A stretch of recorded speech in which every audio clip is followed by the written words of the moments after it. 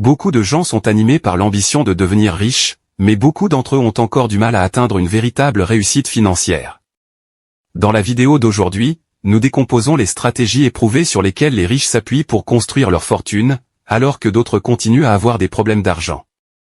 Nous passerons en revue les habitudes et les comportements pratiques que les personnes prospères appliquent systématiquement pour accroître leur fortune. Bonjour à tous, et bienvenue sur le Titan Cuirassé, une chaîne où vous pouvez apprendre sur l'investissement, les finances personnelles, la gestion de l'argent, la psychologie, et sur beaucoup d'autres sujets d'éducation financière, parce que les écoles ne vont pas le faire à votre place.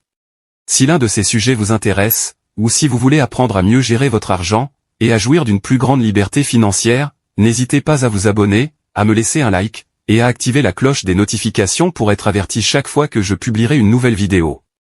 Sans plus tarder, plongeons dans le vif du sujet. L'une des pratiques clés qui distingue les personnes fortunées des autres, est la mise en place d'un système de suivi de l'argent bien organisé. Si je vous demandais combien vous avez dépensé le mois dernier, pourriez-vous me donner une ventilation détaillée? Savez-vous comment votre revenu est réparti, quelle part couvre les factures, l'épargne, les loisirs, et les investissements? Si vous ne faites pas le suivi de votre argent, il vous sera beaucoup plus difficile d'améliorer votre situation financière. Prendre l'habitude de suivre attentivement la destination de chaque dollar vous permet non seulement de gérer plus efficacement vos finances actuelles, mais aussi de vous préparer à faire des choix financiers plus judicieux au fur et à mesure que votre patrimoine s'accroît.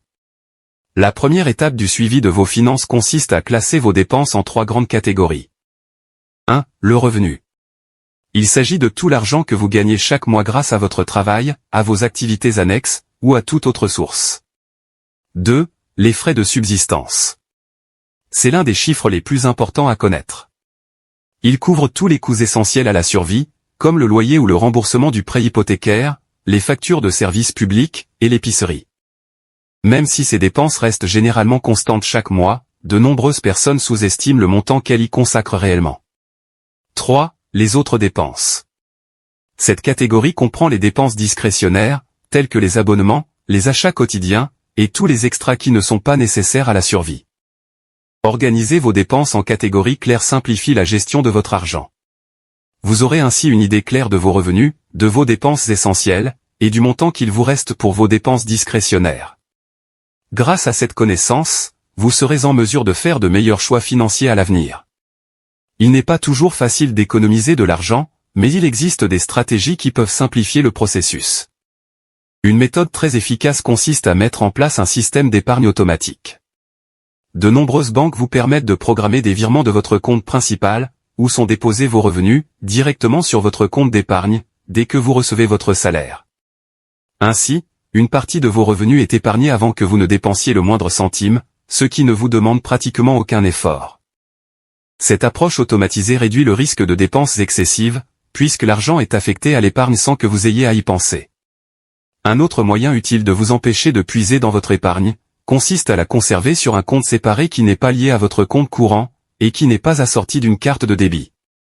Vous serez ainsi moins tenté d'utiliser cet argent pour vos achats quotidiens. En conservant votre épargne sur un compte séparé, sans accès facile, vous devrez faire un effort supplémentaire pour la retirer. Il est donc plus difficile de dépenser de manière impulsive, ce qui vous aide à épargner davantage à long terme. Il existe essentiellement 2 façons d'augmenter votre épargne. Réduire les dépenses inutiles pour dégager plus d'argent, ou augmenter vos revenus pour disposer de fonds supplémentaires à mettre de côté. Toutefois, la constitution d'une épargne n'est que le point de départ de la création de richesse. Le fait de disposer d'un montant important de liquidité à la banque ne signifie pas nécessairement que vous êtes riche. Il existe une différence majeure entre les liquidités et les capitaux propres. Imaginez que vous disposiez d'1 million de dollars. Préféreriez-vous le conserver en liquide, ou l'investir dans des actifs tels que des biens immobiliers ou des entreprises florissantes? Les personnes fortunées choisissent généralement la deuxième option. Les liquidités conservent leur valeur numérique, mais leur pouvoir d'achat diminue avec le temps en raison de l'inflation. Si vous deviez stocker 1 million de dollars en espèces, sa valeur resterait inchangée en termes de chiffres, mais l'inflation éroderait progressivement sa valeur réelle. En revanche, investir ce même million dans l'immobilier ou dans des entreprises prospères peut entraîner une croissance significative au fil du temps. Warren Buffett dit souvent que la façon la plus intelligente d'utiliser l'argent est de l'investir dans des actifs qui prennent de la valeur. Il préconise de réinvestir les bénéfices, plutôt que de conserver des liquidités. C'est pourquoi les personnes fortunées placent leur épargne dans des investissements générateurs de revenus, ce qui permet à leur argent de se multiplier au fil des ans. Comme nous l'avons mentionné, l'épargne n'est que la première étape de la constitution d'un patrimoine. Les riches ne se contentent pas d'épargner pour accumuler de l'argent, ils utilisent leur épargne pour investir et faire fructifier leur fortune au fil du temps. Une fois que vous avez pris l'habitude d'épargner, l'étape suivante consiste à trouver comment investir cet argent pour en accélérer la croissance. Réfléchissez à la façon dont fonctionne le jeu de Monopoly. Pour gagner, il ne suffit pas d'accumuler de l'argent, mais d'acquérir des biens qui génèrent des revenus réguliers. Il ne suffit pas de conserver de l'argent, l'essentiel est de le transformer en actifs productifs de richesse au fil du temps. Ceux qui investissent dans des actifs tels que l'immobilier finissent souvent par accumuler le plus de richesses. Imaginez que vous ayez le choix. Gardez votre argent, ou l'investir dans un actif qui génère des revenus. Les personnes fortunées préfèrent placer leur argent dans des actifs qui génèrent des revenus passifs, tels que des biens immobiliers locatifs, ou des actions à dividendes. De cette manière, leur argent leur rapporte davantage, sans qu'ils aient besoin de travailler activement pour l'obtenir. Cela met en évidence ce qui compte vraiment pour eux lorsqu'ils se constituent un patrimoine, utiliser leurs revenus pour acquérir ou créer des actifs qui génèrent continuellement plus d'argent. Autre fait intéressant. De nombreuses personnes fortunées ne dépensent pas tout ce qu'elles gagnent, elles vivent intentionnellement en dessous de leurs moyens.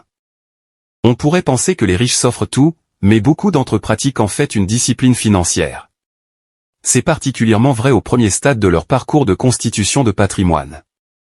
Si vous examinez les personnes qui se sont constituées un patrimoine considérable au cours de la dernière décennie, vous remarquerez une tendance commune. Elles adoptent un mode de vie frugal, même si leurs revenus augmentent.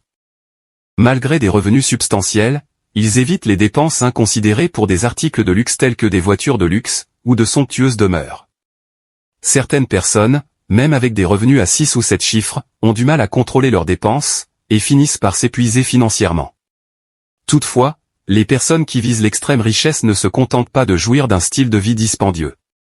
Leur vision va au-delà de l'accumulation de quelques millions de dollars, ils aspirent à créer d'immenses empires financiers. Par conséquent, beaucoup d'entre eux, même s'ils disposent de revenus substantiels, ont des habitudes de consommation qui ressemblent à celles d'une personne moyenne. Depuis que nous avons abordé la question du suivi des finances, de l'épargne, et de l'utilisation de l'argent pour acquérir des actifs générateurs de richesse, il existe une stratégie cruciale que les riches utilisent pour préserver leur fortune indéfiniment. Cette technique leur permet de s'offrir des achats de luxe, sans jamais avoir à se soucier de l'épuisement de leur patrimoine. La principale différence réside dans la manière dont ils gèrent leur argent.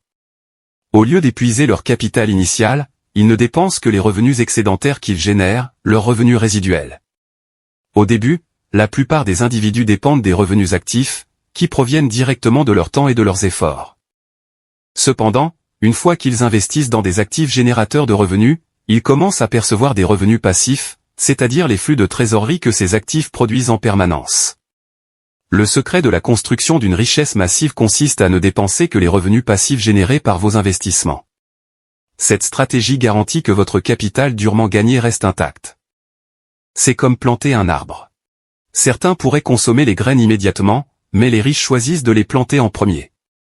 Ils survivent ensuite grâce aux fruits que l'arbre produit, au lieu de manger les graines elles-mêmes. Cela permet à l'arbre de continuer à produire des fruits indéfiniment. Même si de nombreuses personnes fortunées gèrent encore des entreprises et gagnent de l'argent de cette manière, elles n'utilisent ces bénéfices que pour réaliser d'autres investissements. Lorsqu'il s'agit de dépenses personnelles, comme les vacances ou les achats de luxe, ils s'appuient exclusivement sur les revenus générés par leurs investissements. En adhérant à ce principe, ils disposent toujours d'un flux continu d'argent supplémentaire, ce qui leur permet de profiter des luxes de la vie, sans jamais épuiser leur patrimoine. Alors, quelles mesures pratiques pouvez-vous prendre pour commencer votre parcours de constitution de patrimoine? Comme nous l'avons déjà mentionné, avant de commencer à investir, vous devez épargner, et pour épargner efficacement, vous devez soit réduire vos dépenses, soit augmenter vos revenus. Une fois que vous avez réussi à réduire les dépenses inutiles, l'étape suivante la plus judicieuse consiste à augmenter vos revenus mensuels. Plus vos revenus seront élevés, plus vous disposerez de ressources financières pour planter les graines de la richesse à long terme. Voilà pour la vidéo d'aujourd'hui.